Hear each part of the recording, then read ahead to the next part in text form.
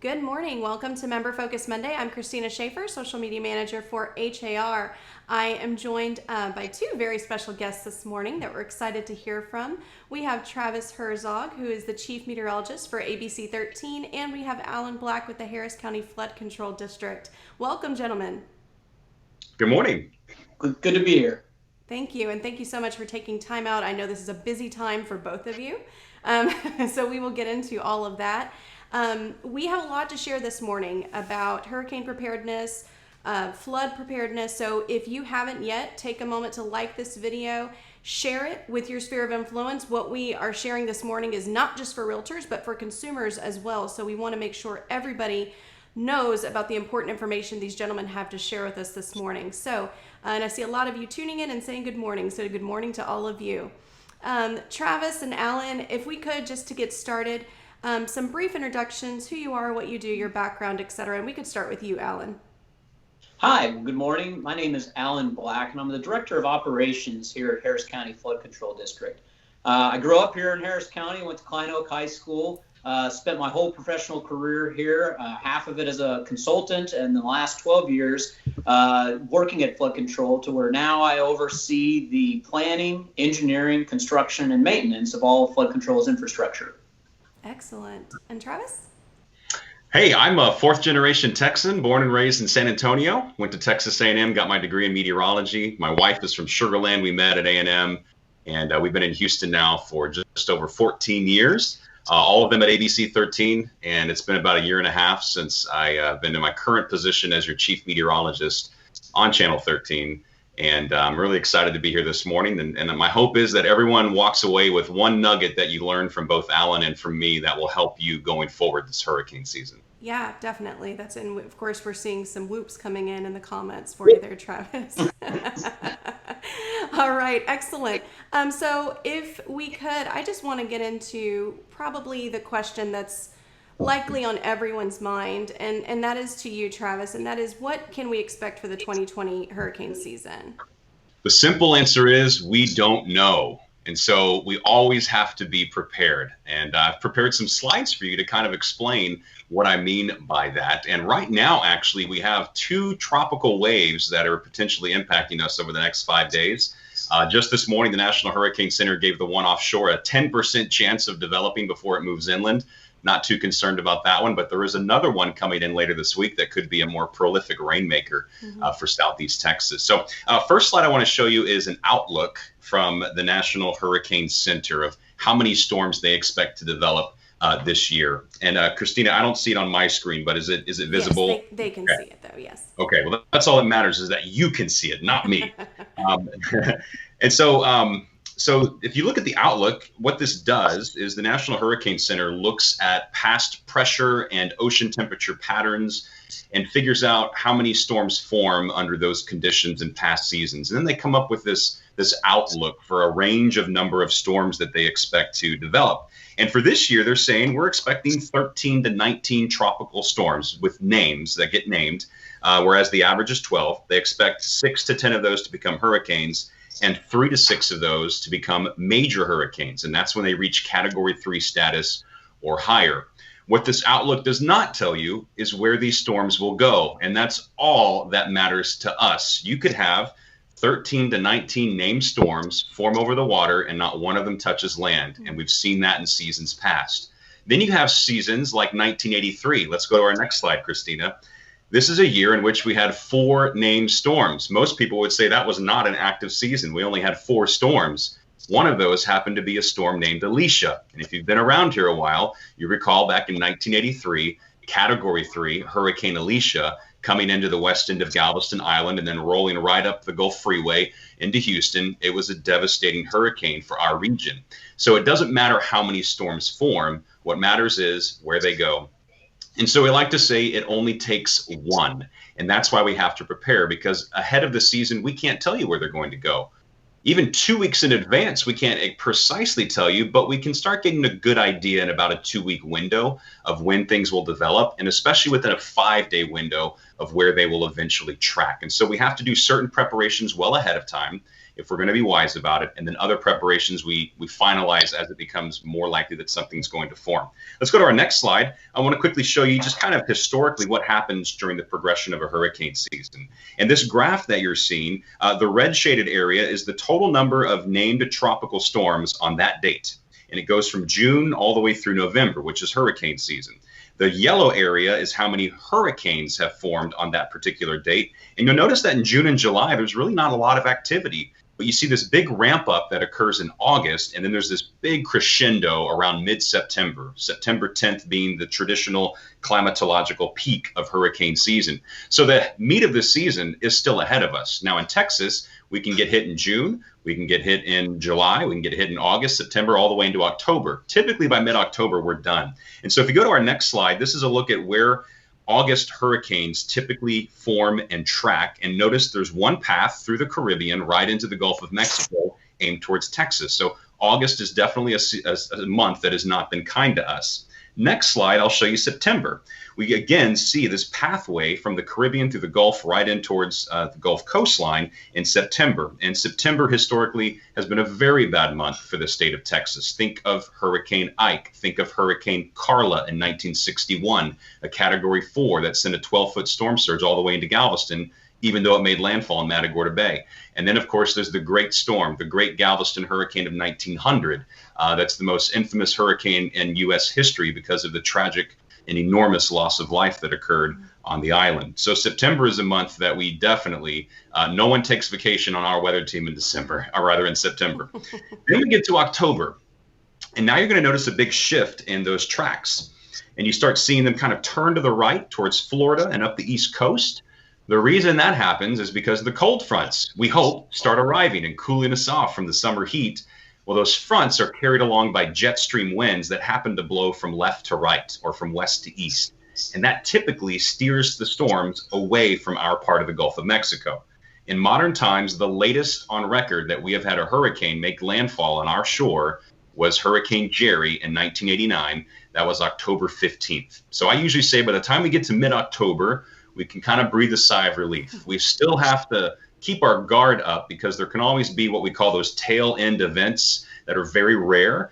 We do have in the historical records some signs that perhaps we've had hurricane activity back, I think in the 1500s, maybe a hurricane may have made landfall around Galveston. So there can always be that anomaly that occurs by the time November rolls around. But usually if we can make it through September and especially mid-October, we are doing okay. So to answer your question, what can we expect? Again, we don't know. We have to be prepared. Yeah, very good. And that's the whole point of what we're talking about this morning, is to get you guys and your clients prepared. So as we know, as Houstonians, hurricanes aren't the only source of flooding. Can you share the method in which you track storms? And is there any way to know in advance how much water can be expected?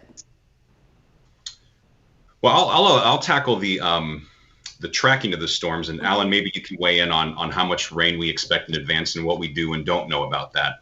As far as the tracking goes, we are blessed with tremendous technology that was not around in the year 1900 when they didn't know a Category 4 hurricane was upon them in Galveston until it actually hit that day. Now we can track these things far in advance. We all have the power to track them in our fingertips through our smartphones. These are amazing, and we have so much access to information. And because of our tax dollars putting billion-dollar satellites into outer space, we can track these storms well ahead of time.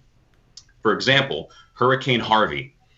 We knew that Harvey was potentially a threat to us before it ever redeveloped. When it was still in the Caribbean, it had dissipated, but it still remained an area of low pressure as it crossed the Yucatan. And even then, we knew something serious was heading our way. We didn't quite yet know that it would reach a Category 4 wind strength, but we knew a lot of rain was coming towards Texas. And so we have incredible amounts of technology today that we didn't have, that we grew up with. You know, when I grew up, the joke was always that the weatherman's always wrong. Now it's more noticeable when we're wrong because we're right so much of the time. And that's because of the advancements in science and in supercomputing technology. And so what we can do now, the amount of improvements we've made is phenomenal with tracking where storms go. Mm-hmm. For example, a 5-day forecast today. Okay, so you take today's forecast 5 days out. it's as accurate as a one-day forecast was in 1980. So that's how much progress we've made in being able to predict the weather and track where hurricanes will go. And so that combination of technology and of science advancements is helpful. We have hurricane hunters giving us all sorts of incredible information, and that's really kind of the secret sauce that really helps make us more accurate, is the information that those brave men and women gather when they go fly into those storms. They're sampling so much about the environment that we just can't from land, and that's really, really very helpful to be able to track these things. So you can be very confident the vast majority of the time in the track forecast of a hurricane.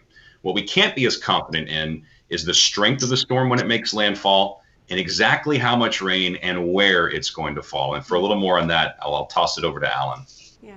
Sure. So the importance of that intensity of rainfall is illustrated in the three different types of flooding that we experience here in Harris County. The first, there's coastal flooding, which is the storm surges from hurricanes and tropical storms. But then there's also local flooding, which is when the rain is falling so hard on a particular neighborhood that it simply can't get out of the neighborhood through the storm inlets fast enough. So water starts to come up and get into people's homes that way. And then the third, and this is the emphasis that the Harris County Flood Control District has, is riverine flooding. That's when the water is all getting into the creeks and the bayous and eventually comes up out of its banks, and that's when it gets into people's homes as well. So those three different types of flooding are all a function of the type of rainfall that is coming through the radar. All right. Thank you. Thank you both for sharing all of that. See a lot of people in the comments earlier. Somebody said, I remember Hurricane Alicia when you were talking about that, Travis. Very good. So if you have questions for Alan or Travis, you can type them into the comments, but I will go ahead and keep moving along with the comments that are the questions that I've prepared for you guys. So Alan, we're going to discuss some of the initiatives that Harris County Flood Control District is working on, and Travis can share some preparedness tips, but what is one thing, Alan, that people can do right now to prepare themselves for hurricane season and potential flooding? Well, that's easy. Buy flood insurance. If you live in Harris County, you are at risk for flooding of any of those three different types of flooding I just talked about. Preach it. One thing, you should also know that there's a 30-day wait period for when you sign up for the flood insurance. So if you don't have it yet, get it now. Only about 25% of Harris County residents have flood insurance right now. So that's not high enough. We want to get more. We have a big program that we've been working on through the years to try and increase the number of folks that get it. You may have seen billboards out there in the past. And the one statistic I'll point out that really illustrates this is one of the common misconceptions is that I don't live in the 100-year floodplain, so I'm not at risk of flooding. Well, during Hurricane Harvey, 68% of those who flooded were outside of the mapped 100-year floodplain. So once again, if you live in Harris County, you are at risk for flooding. Please go and get flood insurance. I've got it. You all should have it too. Yeah, absolutely. I see a comment that just came in from Lori. Flood insurance is inexpensive and worth it. And I'd like to see, I know some realtors even include this in their maybe a little kit they give clients when they close, information about flood insurance. So I'd like to hear from realtors how you tell your clients about flood insurance and what they should do. So also, Travis, I know you are working to prepare people as well. So what are some other ways that people can prepare for hurricane season and for potential flooding?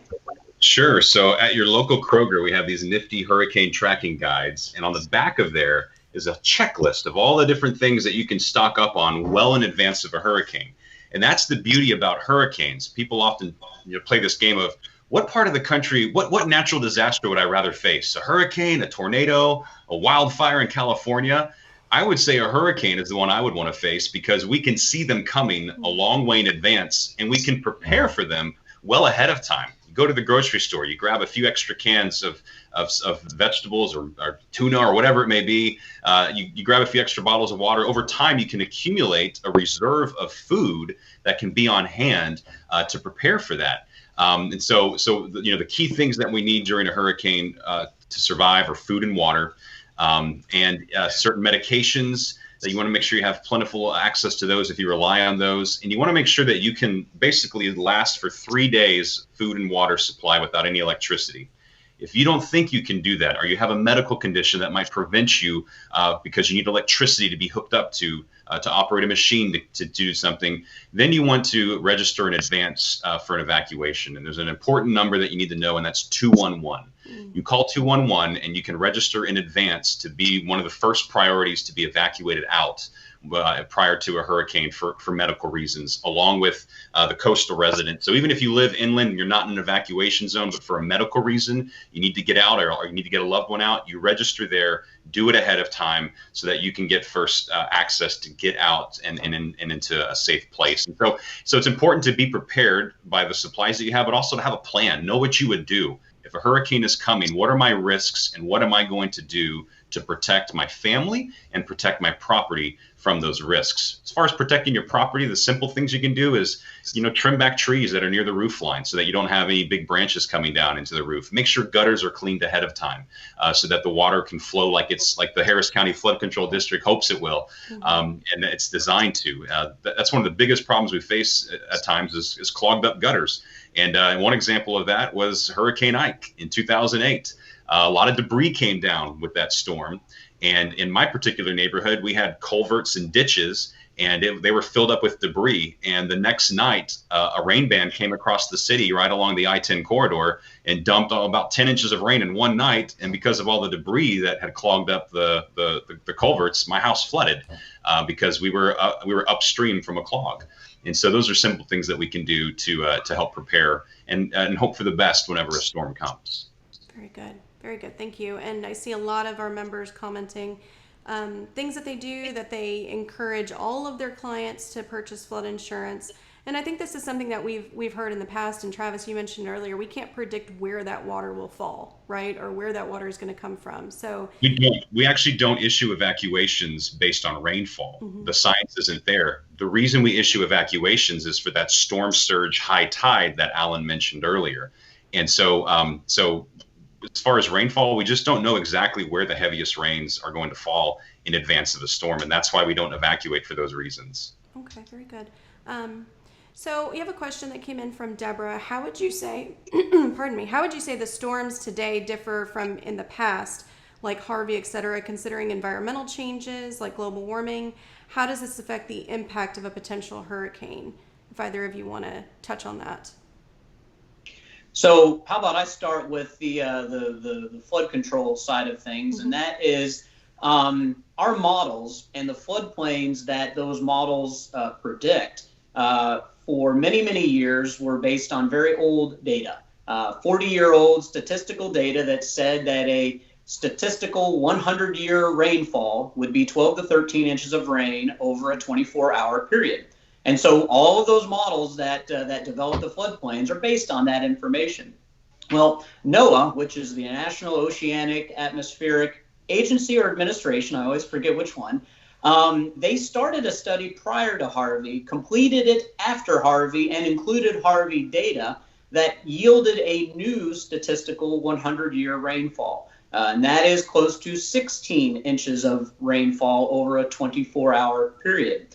And so that's what the statistics show, and thus what our models are based on. And so it is reflective of the fact that, yep, we're getting rainfall harder and more frequently. And as a result, we're now in the process of updating all of our watershed floodplain maps across the entire county. It's a long process. We're about 18 months into it. And we'll be completed with our effort within the next year, at which point we'll turn everything over to FEMA. And then FEMA will take another 1 to 2 years to review and adopt those. And then we'll have new 100 and 500-year floodplains that'll be a little more representative of those more intense rainfalls that we're experiencing these days. Okay. And if I remember correctly, Alan, now the 13-inch rainfall is considered to be a 1 in 25-year event. That's correct. And on the other side of things, what we've seen is that what is considered a today's 500-year floodplain is going to be closer to the 100-year floodplain when the new models are completed and the maps are released. Wow. And when we say a 1 in 100 year flood or a 1 in 25 year flood, we're referring to the percent chance in any given year that that flood will occur. It doesn't mean it only happens once every 100 years. Mm-hmm. It's a 1% chance this year that you're going to get that kind of a flood. And that's another very important and unfortunate misconception a lot of people have, is they figure one and done. All right, we've had our 100-year flood you can have 4 100-year floods in a year. That would just be a statistical anomaly, but it also gets back to the reason NOAA was updating and did complete that update. And it's a report that was called Atlas 14. So if you hear that expression, that's what we're referring to, is that higher intense rainfall. And to the question of what's driving the changes, well, there have been some studies that have come out in the past few years, especially around the time since Harvey, that show that the forward speed, the motion at which storms are moving, has slowed down by about 16% in the past few decades. And that could be due to weakening of jet stream winds. But the reason that matters, if overall on average storms are slowing down, is the slower a storm moves, the more rain it's going to dump. Mm-hmm. At the same time, we also have warming oceans across the planet. The evidence there is undeniable when you look at the amount of heat that is stored in the oceans around the globe. It has been on a steady rise. And the Gulf of Mexico, when Harvey came through, was at record warm temperatures. And when you have warmer water temperatures, you're not only going to get a stronger hurricane, you're going to get more rain coming out of that storm. And so we have seen some impacts of a warmer oceans and how that is impacting the amount of rain that these storms are dumping on our shorelines. Thank you. Thank you for sharing that. And thank you to Deborah for asking that question. That was a great question. So Alan, I had a question for you.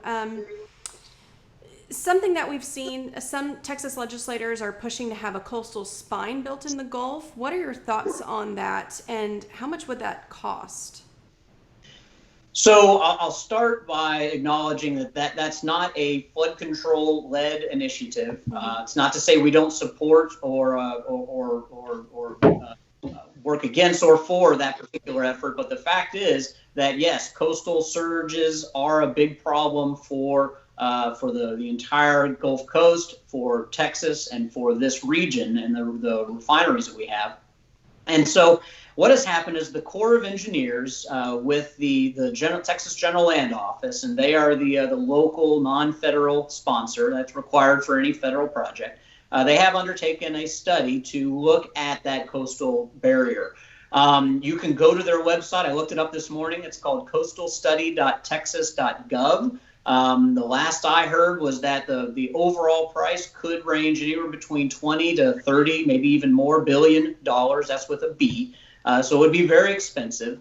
At the same time, they've also, local leaders have been looking at some complementary objectives as well. And they don't work against each other. They could work for each other. The Corps project looks more at the entire Texas coast, whereas this one is more of a local analysis on how some of the refineries and water coming up the ship channel could be protected. Mm-hmm. So a lot of good information out there. You go to coastalstudy.texas.gov. Anything that's going to better protect this region from the 3 types of flooding that we talked about, we're going to be in support of. So more to come there, but when you're talking about spending billions and billions of dollars on a project that big, it's going to take a long time. These aren't the sort of projects that happen overnight. Mm-hmm. They are working through a lot of community engagement. There's been some meetings that they had a couple of months ago down right on the coast,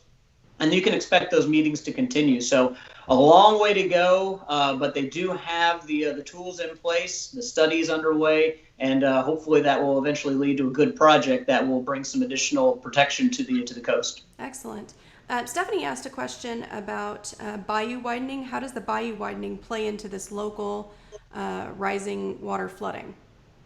Sure. So the way that flood control district builds projects is not just in bayou widening. And the reason I say that is because any project that we build, we can't transfer a risk from one place to another. And that is, if I widen and deepen Cypress Creek up at the upstream end, that would push more water onto the downstream end of Cypress Creek. So we also will build what are called large stormwater detention basins to draw that water off of the creek and allow it to be stored for a period of time before slowly returning it back to the creek at a lower rate. And that is how we help to reduce the flooding around Harris County. So the $2.5 billion bond election that was passed by Harris County voters was largely focused on projects like that, widening and deepening channels where we can, and building large stormwater detention basins to complement or in place of widening those channels. And every channel, every bayou, every watershed is different. And so they each have their own challenges, such as when somebody says, I think you should widen and deepen Buffalo Bayou. Well, in case you didn't notice, there's a lot of development on both sides of Buffalo Bayou, all the way from downtown all the way up to Addicks Reservoir. And so widening that bayou is not a realistic, cost-effective solution, because it would involve buying thousands upon thousands of homes, and that puts the cost of a project like that, way outside of the capacity of even the $2.5 billion bond election to support. And so that's why we start looking instead at tributaries to try and slow that water down from getting it into Buffalo Bayou in the first place. And so again, each watershed's a little bit different. Widening and deepening the bayous is a good alternative, but not necessarily the only alternative, because sometimes we can look at it a little bit differently and accomplish the goals in a different way. Okay, great. One more question for you, as something that people think might help as well. Some counties use tunnel systems as a mean to get rid of floodwaters quickly. Is that feasible for the Bayou City? So, very good question. And the initial answer is yes, it looks like it could be. We started a feasibility study on just that last year. It's over 3 phases. The first phase was mainly to look at the technology, acknowledging that cities like San Antonio and Austin and Dallas do have certain projects like that underway. We don't have a large stormwater conveyance system underground like that yet. But the first question was, does the technology support it? Do those pressure balancing boring machines in soils like Harris County, which are real mucky and clayey, support that kind of technology? So the answer that came out of that first phase, which was an effort funded through the Economic Development Administration, was yes, it could work. So then now we are in the second phase, and this is funded out of funds from the Department of Housing and Urban Development through a CDBGDR grant. And I'm highlighting some of these federal programs because that's how flood control is able to build bigger projects with a certain amount of money, is to tap into these various federal programs. So phase 2, we only just started about 3 or 4 months ago, and it's to look at the hydraulics of it. Do we think that a tunnel underground that's like 100 feet down below everything could convey the 10,000, 15,000, 20,000 cubic feet per second of water that we think it could? Because what we would really be doing is what's called an inverted siphon. As you know, we're pretty flat, and there's not a whole lot of fall between the upper parts of Harris County all the way down to the ship channel. So we got to make sure that as that water goes down, conveys down through a 40 or 50 foot diameter tunnel, and then comes out downstream into the ship channel, will it actually flow? So we're working through that right now, and that will also be combined with a comparative analysis of traditional widening and deepening bayous and building stormwater detention basins to look at whether or not that cost is about the same. Now, here's the way I look at it. First of all, strictly from an engineering perspective, building a 50-foot diameter tunnel underground is pretty cool.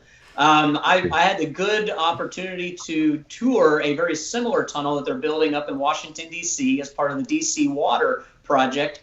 And it is very similar soils, and the technology is pretty cool. And so it would be neat to be a part of that. But at the same time, we want to make sure that we're good stewards of taxpayer dollars and making the right decisions in doing that. So this phase 2 will look at the hydraulics, we'll look at potential alignments before we get into phase 3, where we'll really start to nail down what we want to recommend, what sort of funding mechanism we want to pursue, because we'd be talking about $1 billion for a 10-mile tunnel. And in the long range, it would be great to have multiple tunnels running through Harris County, because ultimately, if I'm going to widen and deepen a channel, a bayou, then not only am I buying right of way, I have to adjust bridges. There's a lot of impact to the public. Whereas if we're building a tunnel that's 100 feet down underground, excuse me, that's my boss calling.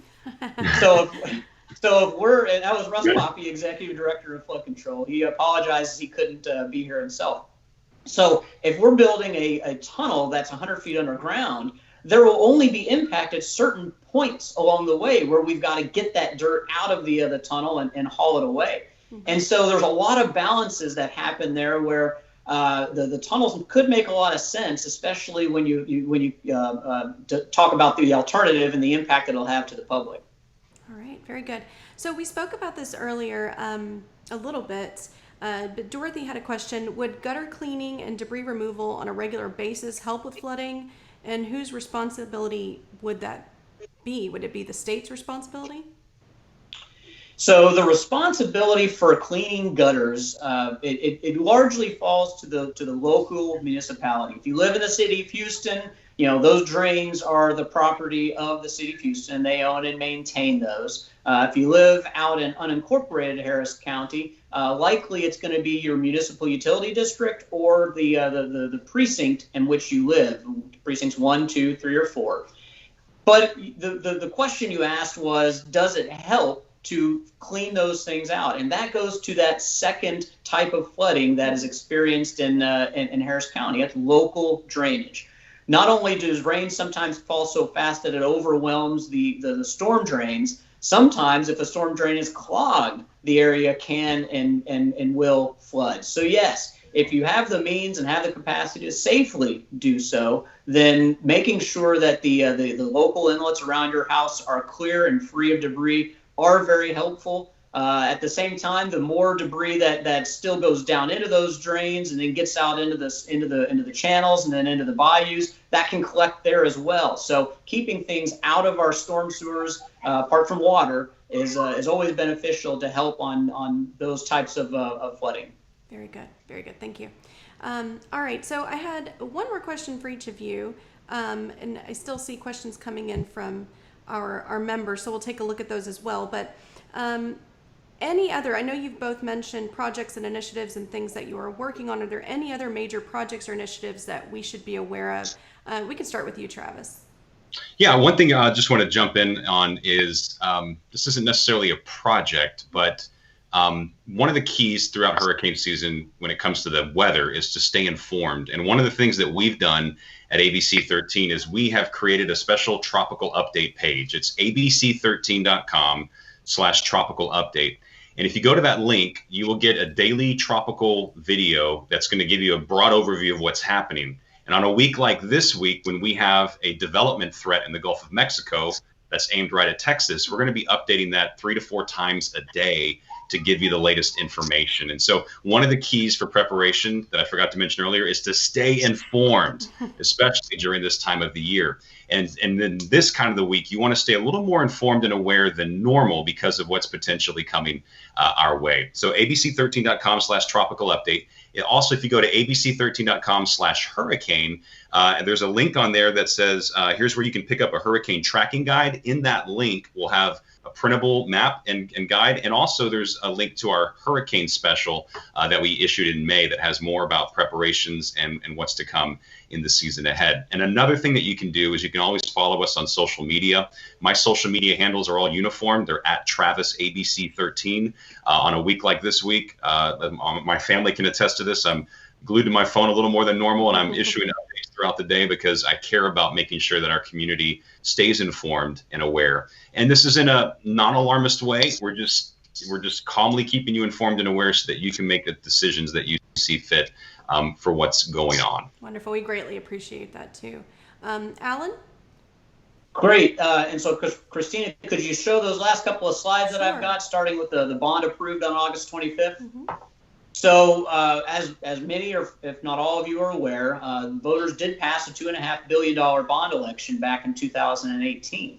And the list of those projects exceeded $2.5 billion. It was more like $5 billion worth of projects. I'll stop for a second and say that's really just a down payment. That is a good start for what is needed to increase the flood protection to Harris County.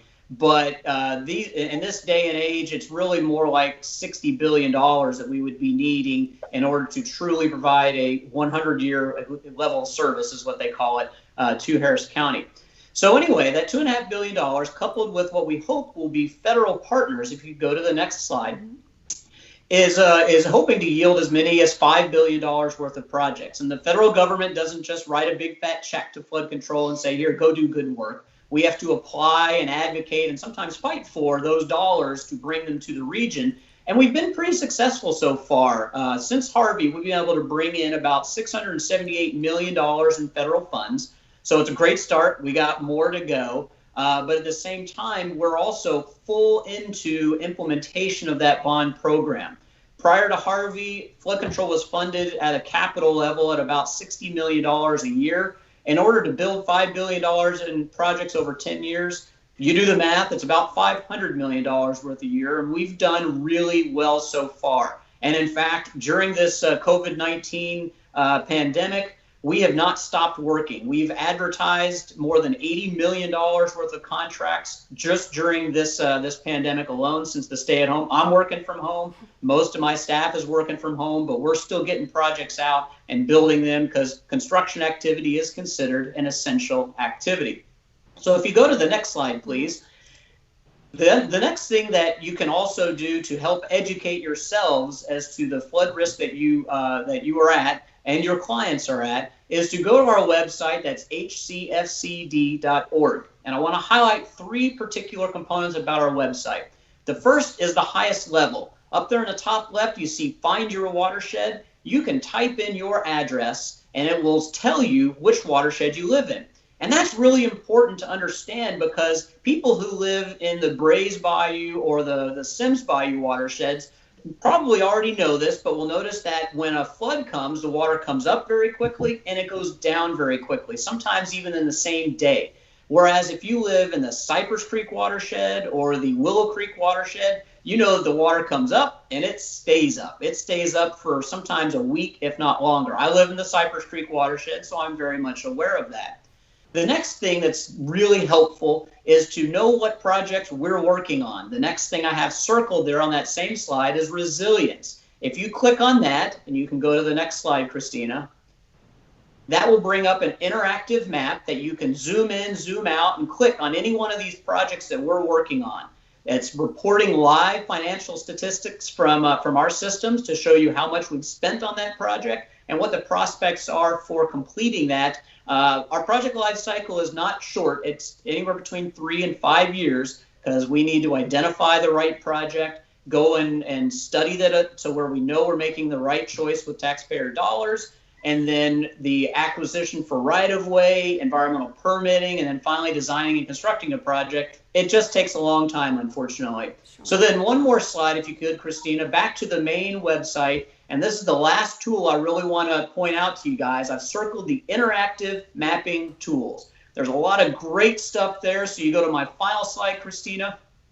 What that shows is a number of the tools that are available that anyone, these are all public-facing documents, public-facing tools. I'm going to highlight the top 4 of them. First is the Flood Education Mapping Tool. This is where you can, again, go to your address, look and see what the floodplain maps currently show to try and give you an idea of your risk at flooding. The next is our mowing schedule. This is something that was built in response to phone calls that we get all the time. People say, I got a channel back behind my backyard, and I really think you guys need to mow that. And most people don't know that we mow all of our channels, 2,500 miles of channel across the county 3 times a year. No more, no less. If we own it, we're mowing it 3 times a year. We're currently in our 2nd mowing cycle. It really takes off during the summer. And this is where you can go in and zoom into a particular channel. It will tell you whether we have completed it, whether it's scheduled, or whether it's something that we don't necessarily maintain. So good tool there to find out where we're at in that mowing cycle. The next is our flood warning system. I hope that you all are aware of this really important and vital tool, because this allows people to see what's going on right now on the channels near them. We have more gauges on our channels countywide than many do across the entire country. If you've been there before, you know that you can go and click on a particular gauge that's near your home. You can even sign up for notifications to let you know when the rain is falling really hard there, or when the flood warning has reached a point where it's coming out of its banks. It also has a predictivity tool to try and predict, based on what the level of water is in the channels, how far out that water has spread outside the banks. So really important tool there that we're constantly making improvements to, compliments of a couple of federal grants. And then last, at the top right, is our active construction projects. So you may be driving down the street and see a flood control sign and for a project that's underway and want to know some details about it. That's where you can go. We've got both our maintenance jobs and our capital jobs all listed there. So it's updated every single month to give you guys some good, transparent information about what we're working on out to protect everybody as best we can. So I'm going to close with one final thought, and that is, we will never be able to fix flooding. You will never be able to guarantee that people will not flood. What we can do is to reduce the risk of flooding. I like to joke that the state legislature did a great job of forming us in 1937. They just did a terrible job naming us, calling us the Harris County Flood Control District. They should have called us the Harris County Flood Damage Reduction District, but we can't go back in time and change that. Either way, we're here to help, and so I'll be happy to take any other questions you guys may have. Great. So again, Rosie asked, can you repeat the name of the website? HCFCD.org. That says in Harris County Flood Control District.org. Yes. And Travis had mentioned a couple websites, abc13.com/tropical update. Tropical update. You'll see a video up there right now from Alita talking about what's coming our way this week. And then abc13.com/hurricane has all of our hurricane resources on it. Excellent. Thank you so much. And gentlemen, again, this has been really helpful. Obviously, our members are helping people buy and sell homes all around Harris County and the Houston surrounding areas. So this is really important for them to hear. Those maps that you shared, Alan, I think will be really helpful to our members as well. And we've shared the links for both Travis and Alan's slides in the comments. So if you missed anything there, or if there's something from there that you'd like to be able to pull and share with your clients and customers, you can check out those links with their slides. Travis, Alan, anything else that you'd like to share with our members? You know, since you mentioned the slides, there's actually a few more that I didn't get to that I'll just want to show you real fast. Okay. And this will be quick. If we could pull up, starting with number 7. Okay, sure. And let me know when it's up there so I can start talking about it. It is up. Okay, so this one is what's called the Saffir-Simpson Hurricane Wind Scale. So when we talk about the category of a hurricane, we're referring to its wind speed. Category 1 begins at 74 miles per hour. The strongest is Category 5, which is 157 or greater. I hope and pray we never are talking about a Category 5 coming to us. Yes. The most intense we've had is Category 4 making landfall in southeast Texas. And so that talks about the wind threat, and those strongest winds are near the center of the hurricane, not the exact middle, but there's a ring around the eye called the eye wall, and that's a ferocious windstorm, almost like a giant tornado that's spinning over water. Where that makes landfall is very important, because that's where you're going to have the worst damage. Usually when you get into Houston, you're not going to get the strongest winds because the storm will have weakened some by the time it gets farther inland. But if the eye were to track through Houston, like Hurricane Ike did, you're going to end up with a major problem. Ike was technically a Category 2 on this list with wind speeds of 110 miles per hour. So it was right on the cusp of Category 3. And many of us that lived through that were without power for 2 weeks because of that giant windstorm that came through the city. We haven't been hit by anything like that since 2008. So if your first experience with a hurricane was Harvey, it was a very different experience than what we typically get. Most hurricanes come in and out in a day and we're done. Harvey came in and stalled, and we've never seen a storm that strong do that. And we were in the outer rain bands of the hurricane. We were not near the eye, so we missed out on the wind part of the storm. We got all the rain. If you go to the next slide real fast, this is looking at the wettest storms on record to impact the United States. So you're going to see a list on here, and these are tropical storms or hurricanes. We group those together and call them tropical cyclones. And so you see at the top of the list is Harvey. So for those of you who were here during Harvey, congratulations. You lived through the greatest rainstorm our country has ever witnessed on record.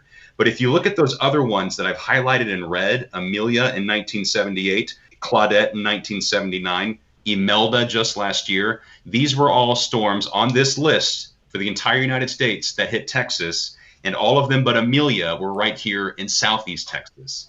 And Claudette in particular, back in 1979, 42 of those 45 inches that were recorded fell in just 24 hours. And I don't care what you live on or where you live, if you get that much rain in 24 hours, you are going to flood. And this kind of a slide right here drives home the point of why everyone needs to own flood insurance in Southeast Texas. And keep this in mind. Most of Houston picked up 35 to 40 inches of rain during Harvey. Houston did not get the worst of Harvey when it came to those rains. So for as bad as it was, it could have been worse. And to say, I didn't flood in this storm, I'm going to be okay, is a very dangerous thought to have. Because a lot of people, when Tropical Storm Allison hit, they said in Katy, well, I didn't flood during Allison, so I'm okay. You only got 5 inches or less in Katy. You didn't get the 40 inches of rain that hit near downtown Houston. And so it's a very dangerous thing to say, well, I didn't flood during X storm, so I'll be okay, because you probably didn't get hit by the worst part of it. And then the last slide I want to show you is a picture of what was left of Gilchrist after Hurricane Ike came through. It's the most unprotected stretch of coastline in our region. Rollover Pass, very thin, very narrow, fairly flat. And it was overrun by a 15 to 20 foot tide of water that came in because of Hurricane Ike. And almost every single building on the Gulf facing shore of that stretch of the Bolivar Peninsula was completely wiped away. And so this also underscores the importance and the threats and the risks that we have living along the Gulf Coast. Galveston probably won't see anything like this in the city of Galveston because they've built the seawall. But even the seawall can still be overrun, and there can still be storm surge on the east end of Galveston Island. So those are those other slides that I threw in there for those that go and look, and maybe that can help give you some visuals and some extra ammunition and support when you're trying to make the case to your clients about the importance of being properly insured against the threats that we have faced and inevitably we will face again. Definitely. And in fact, Rosie said just that, great tool to convince clients to purchase flood insurance. So thank you both for all of the information you shared today. Our members are thanking you in the comments. Thank you for the helpful information. Thank you for sharing your time and expertise. Any last words before we wrap up? So I would like to say thank you and issue a challenge. So myself and a number of other folks at Flood Control have had the good fortune to routinely meet with and present to many of the HAR area groups. Mm-hmm. And it's been great to be able to talk through a lot of these tools that we have. A lot of times we'll literally just pull the website up and start clicking on things to show what these tools are. So not only can you educate yourselves, but so you can educate your clients. Y'all are a great organization that sees a lot of individuals. That's a whole lot better way to get that information straight to the people, is to have those one-on-one conversations, show those tools that we have available that allow people to understand better what their own risks are or what the risks are if in a home that they're considering buying. So thank you for allowing us to present these things to you. And again, that challenge is to continue to do so. Continue to show those tools to your clients and help them understand what it means to live in Harris County and in Southeast Texas and the risks that they have for flooding. So thank you, and keep up the good work. Thank you so much. Travis, anything else before we wrap up? Just wanted to say thank you as well for sticking around this long and listening to us talk for the past almost hour. And just know that we're here to serve you, both Alan and his organization, what we do on our weather team at ABC 13. We're here to serve you. This is our community too. We don't wish these storms upon anyone. We don't want hurricanes. We don't want floods, but they're a part of life around here. And so we have to learn how to live with the water. And rest assured that my team, myself, we will keep you informed and aware as needed throughout the hurricane season. And then we'll see how well Alan and his team's stuff handles what the atmosphere throws our way. Excellent. One last comment here from Val. She said, I love the Channel 13 weather team. and the Harris County Flood Control District team, always keeping us informed. And she put a bunch of weather emojis on it as well. So excellent. Well, again, thank you all for tuning in for this morning's Member Focus Monday. Don't forget, next week we will have Richard Rothstein, the author of the very popular book Color of Law. He will be talking to us about a history of segregation in the United States, and also specifically here in Houston. So be sure to tune in for that next Monday at 9 a.m. Have a great week, everybody. Bye-bye.